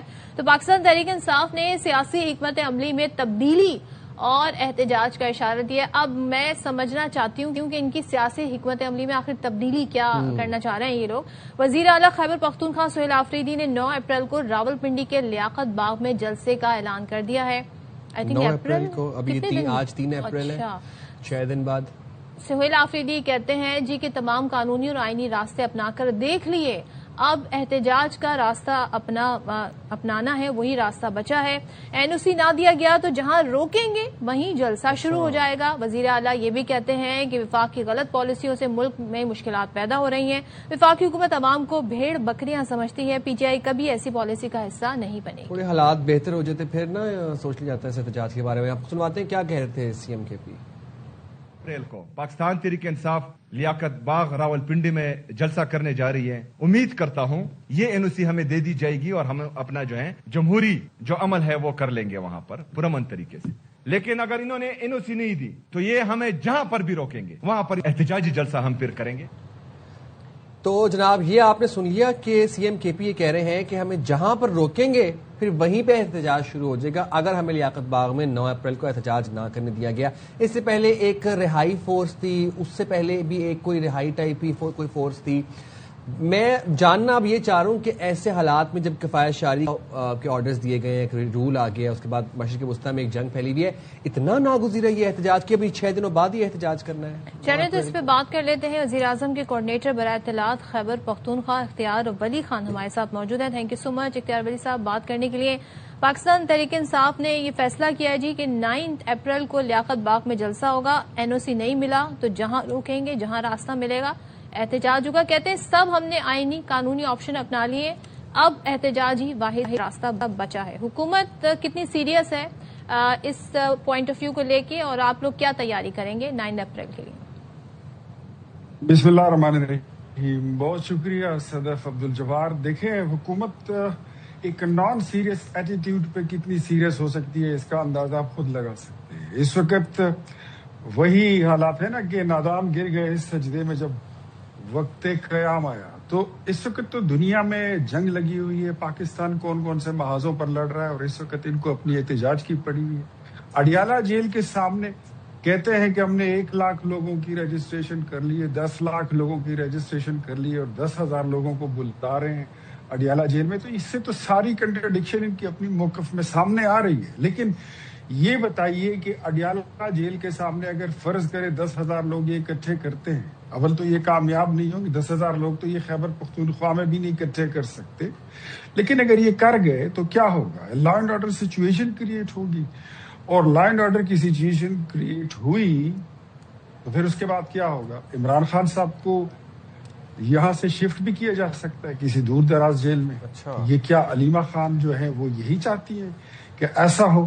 تو if they are seeking for it تو ٹھیک ہے کر لیں، لیکن ہوگا اس سے کچھ نہیں۔ آپ جیل کے اندر نہیں جا سکتے، آپ کسی قیدی کو زور زبردستی یہ فیصلے تو عدالت لیں گی نا یا حکومت ڈیسائیڈ کرے گی؟ ڈیفینیٹلی یہ پھر حکومت کا ڈومین ہے، لا اینڈ آرڈر کی سچویشن جو ہے وہ پھر حکومت نہیں، آپ نے کہا نا شفٹ کرنے کا، میں اس کی بات کر رہی ہوں۔ جی میں شفٹنگ کی بات کر رہا ہوں کہ اگر لا اینڈ آرڈر کی سچویشن کریٹ ہوتی ہے تو یہ پھر حکومت کی سول ریسپانسبلٹی ہے کہ وہ پھر کیا فیصلہ لیتی ہے۔ پھر ہم یہی دیکھیں گے کہ جو بھی مناسب ہوا اس میں یہ آپشن بھی زیر غور آ سکتا ہے کہ عمران خان صاحب کو کسی دوسری جیل میں منتقل کیا جا سکے، تاکہ روز روز یہ اڈیالہ جیل کے سامنے راولپنڈی میں یہ ڈرامہ بازی جو ہے یہ بند ہو جائے۔ اختیار ولی صاحب، ڈونٹ یو تھنک کہ اس وقت ہمیں ایک پولیٹیکل استحکام کی، اسٹیبلٹی کی اشد ضرورت ہے ملک میں، اور اگر رویوں میں تھوڑی نرمی برتی جائے اور کچھ بات مذاکرات یا ٹاکس کی طرف اگر ہم جائیں تو ایک تھوڑا پیس پریویل کر سکتا ہے، پولیٹیکل ہارمنی جو ہے وہ پریویل کر سکتی ہے؟ دیکھیں یہ ہماری طرف سے تو آپ بتائیے ہم نے کون سی نرمی نہیں برتی۔ اگر آپ 2024 کے الیکشن کے بعد دیکھیں تو عمران خان صاحب اور بشرا بی بی کی ملاقاتوں پہ کوئی پابندی نہیں تھی، ایک نارمل روٹین کی باتیں تھیں، لیکن ان ملاقاتوں نے سازشوں کو اور شرارتوں کو جنم دیا، جس کے بعد پھر 24 نومبر 26 نومبر جیسے واقعات ہوئے جس میں سول لوگ بھی مارے گئے اور رینجز پر بھی گاڑیاں چڑھا دی گئی، اور پھر ابھی آپ نے دیکھا کہ حالات ٹھیک ٹھاک چل رہے تھے، لیکن جیسے ہی بانی صاحب کی ٹیلی فون پہ آدھا پونا گھنٹہ اپنے بیٹوں کے ساتھ بات کرا دی گئی، سیدھا پہنچ گئے جنیوا میں۔ سلیمان خان ان کے کزن ہے وہ بھی ساتھ بیٹھے ہوئے تھے، اور اس مجلس میں وہ براجمان ہوئے جو پاکستان کی GSP سٹیٹس کو منسوخ کرنے کے لیے تھی۔ تو تھوڑی سی ان کو لیوریج دے دیں تو یہ پاکستان پر حملہ کرتے ہیں۔ آپ دیکھ لیجئے کہ یہ مشرق وسطیٰ کی جنگ میں ان کی پالیسی کیا رہی، ٹوٹلی اسٹیٹ کی پالیسی کے اگینسٹ چلتے رہے. جب BLA کا انہوں نے اٹیک کیا تھا جعفر ایکسپریس پر, اس وقت ان کی پالیسی کیا تھی؟ یہ اسٹیٹ کے اگینسٹ کھڑے تھے. جو انڈیا بول رہا تھا یہی پاکستان تحریک انصاف بول رہی تھی. ایسے واقعات جب افغان طالبان رجیم کی طرف سے پاکستان پر حملے ہو رہے تھے, آپ ہی کے پرائم منسٹر وہ بار بار آفر کرتے ہیں ڈائیلاگ کے لیے, مذاکرات کے لیے. اگر معاملات یہی ہیں, آج جو منظر کشی آپ کر رہے ہیں, تو پھر آپ لوگ مذاکرات کی دعوت کیوں دیتے ہیں؟ مذاکرات کی دعوت اس لیے دیتے ہیں کیونکہ ہمارے ملک میں رہنے والے لوگ ہیں. بدقسمتی سے کچھ لوگ ان کے پارلیمنٹ میں بھی ہیں, بدقسمتی سے ایک صوبے میں ان کی حکومت بھی ہے, but they couldn't learn how to behave like a political party. Even their leader couldn't learn how to behave like a political leader. وہ پولیٹیکل قوت بن ہی نہیں رہے. وہ ان کو یہ احساس ہی نہیں ہے کہ اس وقت ملک کے حالات کیا ہیں, اکانومی کے حالات کیا ہیں, پاکستان کا انٹرنیشنل اس وقت لیول کیا ہو گیا ہے. یہ اس پر بھی حملہ آور ہوتے ہیں. مطلب اپنی ایک بوٹی کے لیے پورے کٹے کو ذبح کر دیتے ہیں. اپنے پرسنل وینڈیٹا کے لیے یہ پاکستان کی ریاست پر بھی حملہ کر لیتے ہیں. یہ کسی چیز سے دریغ نہیں کرتے. تو یہ سیاسی جماعتوں کا یہ شیوا نہیں ہوتا. ان کو سیاسی جماعت بننی چاہیے اور سیاسی زبان میں بات کرنی ہوگی. سیاسی اقدار سے آؤٹ رہتے ہوئے جتنا وہ پرفارم کر سکتے تھے انہوں نے کر لیا. اگر احتجاج کی بات ہے تو میرے خیال میں فائنل کال تو یہ لوگ 2024 کے 26 نومبر کو کھیل چکے ہیں. جب عمران خان صاحب نے کہا تھا کہ ڈو اور ڈائی, دس از دا فائنل کال. ابھی یہ جو کر رہے ہیں یہ تو ویسے ہی شرارتیں ہیں اور کچھ بھی نہیں ہے. ٹھیک ہے, آپ کا پوائنٹ آ گیا. بہت شکریہ اختیار ولید صاحب, آپ نے پروگرام کے لیے وقت نکالا اور کیا کہا آپ نے یہ سنا. موونگ فارورڈ آپ کو بتاتے ہیں جناب, کراچی میں ایک سال کے دوران موبائل چھیننے کے 16,500 واقعات ہوئے ایک سال میں. یہ اعداد و شمار بے شک ہزاروں میں ہے, لیکن پریشانی کی بات نہیں ہے کیونکہ IG سندھ جاوید عالم اوڈھو یہ کہتے ہیں کہ جرائم میں کمی آئی ہے.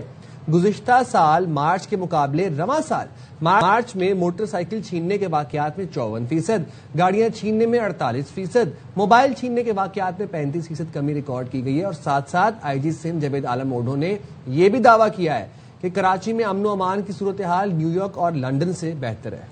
او مائی گاڈ, یہ بڑا انہوں نے لندن اور نیو یارک کی پہنچ کی, لاہور کے ساتھ بھی. ہاں, مطلب ویسے میں ابھی پوچھنا چاہ رہی ہوں کہ عوام کے کیا تاثرات ہیں کہ کراچی میں جو امن ہے, امن و امان کی صورتحال لندن سے بہتر ہے. اس دعوے پر صرف ہم نے کراچی کے شہریوں کی رائے معلوم کی ہے, بلکہ ساتھ میں ہم نے موازنہ یہ بھی کیا ہے کہ لندن کے شہریوں کا کیا کہنا تھا. تو ذرا جان لیتے ہیں وہ کیا بتاتا ہے. اسٹریٹ کرائم کے لحاظ سے اگر صرف ان 3 مہینوں کو آپ دیکھیں تو ہم انگلینڈ سے, نیو یارک سے کہیں بہتر ہیں اس معاملے میں. when you compare it. اس شہر کا بات کر رہے ہیں جہاں پہ آپ کو گھر سے نکلتے ہوئے ڈر لگتا ہے کہ گھر سے نکلیں گے تو جو جیبوں میں جو موبائل ہمارے ہیں, فونز ہیں, وہ ہم واپس لے کر صحیح سلامت آ سکتے ہیں کہ نہیں آ سکتے. اچھی خواہش ہے, یہ ہو سکتی ہے اگر حالات ایسے ہوں تو ہم بھی وش فار دیٹ, لیکن آن گراؤنڈ فیکٹس ایسے نہیں ہے. اور کراچی کے حالات لندن سے بیٹر کبھی بھی نہیں ہے. پبلک میں وردی اتار کے جائے, باقی روڈ پہ نکل کے دیکھ لیں. کراچی میں تو پھر پولیس کے پاس جانے سے ڈر لگتا ہے کہ کہیں مجھے اٹھا کے اندر نہ کریں. میرا نہیں خیال تو کمپیریزن بھی بنتا ہے کراچی اور لندن کا. ان کے لیے ہی ہوگا سیف کنٹری, کیونکہ ان کے ساتھ 4 پیچھے پولیس کی موبائل چلتی ہیں, آگے پیچھے سیکورٹی ہوتی ہے. ہمارے لیے تو نہیں ہے. ابھی آپ تھوڑا سا باہر نکلیں, موبائل ہاتھ میں لے کے چلیں, آپ کو پتا چل جائے گا کہاں وہ برطانیہ اور اس سے ملا رہے ہیں. مزاح خیز بیان ہے. کبھی وہ گئے ہوں لندن یا امریکہ رہے ہوں تو انہیں پتا ہو حالات و واقعات کیا ہیں, تو انہیں ایک میسج دے دیں کہ کم از کم یوٹیوب پہ ہی دیکھ لیں کہ امریکہ اور انگلینڈ میں کیا حالات چل رہے ہیں. بھائی اب کوئی اور سا شہر ڈھونڈے, لندن بدل گیا ہے, وہاں پر بہت زیادہ موبائل اسنیچنگ ہو رہی ہے. تو یہ اور پھر لوگ کہہ رہے ہیں جی ہم تو چلے پولیس کے پاس جا سکتے ہیں, یہاں تو لوگ ڈرتے ہیں. جی یہ بھی ایک بڑا مسئلہ ہے. جماعت اسلامی کراچی کے امیر منم ظفر صاحب نے ہمیں جوائن کیا ہے. سوال آپ سے یہ منم صاحب کے IG سندھ جاوید عالم کہتے ہیں جی کراچی میں امن و امان کافی بہتر ہوا ہے کمپیئر ٹو لاسٹ ایئر, اور لندن سے اس کا موازنہ کر لیں, نیو یارک سے موازنہ کر لیں, اس سے بہتر ہے. سو آپ کا کیا موازنہ ہے؟ دیکھیے جی, بات یہ ہے کہ یہ ہمارے جو جتنی ایڈمنسٹریشن ہے, IG صاحب نے بیان دیا ہے, ہی لیوز ان اے فول پیراڈائز. یہ احمقوں کی جنت میں رہتے ہیں. یہ لوگ ریت میں منہ چھپا کر چاہتے ہیں, سمجھتے ہیں کہ خطرہ ٹل جائے گا. یہ زیادتی ہے اہل کراچی کے ساتھ. اب آپ دیکھیے صرف جنوری اور سے 2 مہینے کی میرے پاس اعداد و شمار ہیں, 9,448 واقعات ہوئے ہیں جن میں موبائل چھینے گئے ہیں, جن میں لوگوں کو سنیچنگ ہوئی ہے, موبائل چھیننے کے واقعات، بائکیں چھیننے کے واقعات، گاڑیاں چھیننے کے واقعات جو ریکارڈڈ ہیں، اور اس سے کئی گنا زیادہ واقعات وہ ہوتے ہیں جن پہ لوگ ریکارڈنگ نہیں کراتے. اب موبائل چھیننے کے بعد کون جاتا ہے پولیس کے پاس کہ جائے اور جا کے وہاں جا کے رپورٹ درج کرائے اور دھکے کھائے؟ جتنا کیا موبائل نہیں ہوتا اس سے زیادہ کے دھکے کھانا پڑتے ہیں. تو اس وقت شہر کی صورتحال یہ ہے کہ یہ واقعات تو دن بدن بڑھتے جا رہے ہیں. اور اگر یہ بیان دیا جاتا ہے کہ امریکہ اور برطانیہ، بھائی دیکھیے سوشو اکنامک پوزیشن دیکھیے سب کی، آپ ایک جو ہے وہ بیان داغ دیتے ہیں کہ نیو یارک اور لندن سے بہتر ہے صورتحال، کراچی کی صورتحال تو دن بدن ورسٹ ہوتی جا رہی ہے. آپ اچھے حالات سے موازنہ کیوں نہیں کرتے؟ آپ خراب حالات سے موازنہ کیوں کرتے ہیں کہ پچھلے سال میں اور اس سال میں کتنا فرق آیا ہے؟ 200 واقعات کا فرق آیا ہے. پچھلے سال کے 2 مہینے اور اس سال کے 2 مہینے اٹھا کے دیکھ لیجئے، 200 سے 300 واقعات کے اندر فرق آیا ہے. زیادہ واقعات کے اندر فرق نہیں ہے، کیونکہ لوگوں نے اب ایف آئی آر درج کرانا ہی، فرسٹ انفارمیشن رپورٹ درج کرانا ہی چھوڑ دی ہے ان لوگوں کی نااہلی کے نتیجے میں. اچھا، اور جو صورتحال پیش آتی ہے اب آپ دیکھیے، تو ویسے آئی جی سندھ کہہ ہی رہے ہیں کہ کراچی میں امن و امان کے حالات بہتر ہیں لندن سے، نیو یارک سے، تو وہ بھی کچھ ریسرچ کے اوپر ہی کہہ رہے ہوں گے نا؟ کیا پتا ہماری علم میں اتنا نہ اضافہ ہو ریسرچ کے حوالے سے. دیکھیں جی، بات یہ ہے کہ آئی جی صاحب کو تو یہی کہنا چاہیے ہے، ان کو تو سب اچھے کی رپورٹ دینا چاہیے ہے. جس شہر کے اندر موبائل چھیننے کے واقعات دن بدن بڑھ رہے ہوں، موبائل چھیننے کی وجہ سے لوگوں کی جانیں لی جا رہی ہیں، ذرا بتائیں نا نیو یارک میں کتنے لوگ ایسے ہیں کہ جن کو موبائل چھینتے ہوئے ان کو جو ہے وہ گولی مار دی گئی ہو؟ ذرا اس کی بھی رپورٹ دیجئے. یہاں تو موبائل چھیننے کے لیے چند ہزار روپے کا موبائل لوگوں کی جان لے لیتے ہیں. تو یہ واقعات تو کم نہیں ہو رہے، واقعات بڑھ رہے ہیں. ان کی ریسرچ، ذرا وہ یہ ریسرچ بھی تو بتائیں کہ شہر میں جس طرح ٹریفک کے ہاتھوں لوگ جو ہے وہ جاں بحق ہو رہے ہیں، اس سال صرف ابتدائی 85 دنوں میں اس سال 247 افراد جو ہے ہیوی ٹریفک کے ہاتھوں کچلے گئے ہیں. اس شہر کے اندر جو ہے 247 افراد ہوئے ہیں کہ جن ٹوٹل جو ہے وہ جن کی ڈیتھ ہوئی ہے، اور ہیوی ٹریفک کے ہاتھوں 87 افراد کی ڈیتھ ہوئی ہے. تو یہ اس بات سے کیوں صرف نظر کرتے ہیں؟ کیوں لوگوں کی جان اور مال کا تحفظ کرنا تو حکومت کی ذمہ داری ہے، ان لوگوں کی ذمہ داری ہے جو اس کے لیے پیسے لیتے ہیں، جو تنخواہیں لیتے ہیں، جن کے ساتھ پروٹوکول چلتے ہیں. یہ آپ اس لیے تنقید کر رہے ہیں بیکاز ظاہر ہے یہاں پہ گورنمنٹ جو ہے پیپلز پارٹی کی ہے، یا وجہ کچھ اور ہے؟ کیونکہ لاسٹ آپ لوگوں کی آئی تھنک ملاقات بھی ہوئی تھی جماعت اسلامی کے وقت کی ایڈیشنل آئی جی پولیس سے، تو اس ملاقات کی بنیاد پر آپ یہ تمام تر حقائق ہمارے سامنے رکھ رہے ہیں. دیکھیں جی، ہماری آئی جی سے ملاقات بھی ہوئی، ہم نے ایڈیشنل آئی جی سے بھی ملاقات کی، اور دونوں سے ملاقات میں ہمارے جو ہم نے جو بات کی وہ یہی تھی کہ کراچی کے شہریوں کو تحفظ دیا جائے. یہ جو اسٹریٹ کرائمز ہیں ان سے لوگوں کی جانوں کو تحفظ دینا یہ پولیس کی ذمہ داری ہے اور حکمران طبقے کی ذمہ داری بنتی ہے. اس میں وزیر داخلہ اکاؤنٹیبل ہے. اسی طرح ہم نے یہ بات بھی کی تھی کہ جس طرح نشہ جو ہے وہ بڑھتا جا رہا ہے، کالجز کے اندر، یونیورسٹیز کے اندر منشیات فروشی کا ایک دھندا ہے جو شہر کراچی میں جاری ہے. بعض علاقے تو شہر کے ایسے ہیں کہ آپ جا کے دیکھ لیجئے وہاں جو ہے جس طرح منشیات بک رہی ہے، کہاں سے آتی ہے؟ یہ جواب دینا حکمران طبقہ. یہ کس کی ذمہ داری ہے؟ وزیر داخلہ کی ذمہ داری ہے نا. اگر شہر کے اندر، کالجز کے اندر رائٹلی سیٹ. بہت شکریہ منم صاحب. آپ جی آپ کا پوائنٹ آ گیا ہے، ہم سمجھ لیا آپ کی بات. اور منم صاحب جو کہہ رہے تھے، فرما رہے تھے، منم صاحب مطمئن نہیں ہے کارکردگی سے، تو وہی کہتے ہیں جی مزید کارکردگی بہتر بنائی جائے. جبکہ پولیس کا موقف یہ ہے کہ جی پچھلے سال کی بنسبت حالات بہتر ہیں، لندن اور نیو یارک سے کافی بہتر حالات ہیں. یہ آپ لوگ ڈیسائیڈ کریں. اسی کے ساتھ آپ سے اجازت چاہتے ہیں. اللہ حافظ. پاکستان زندہ باد.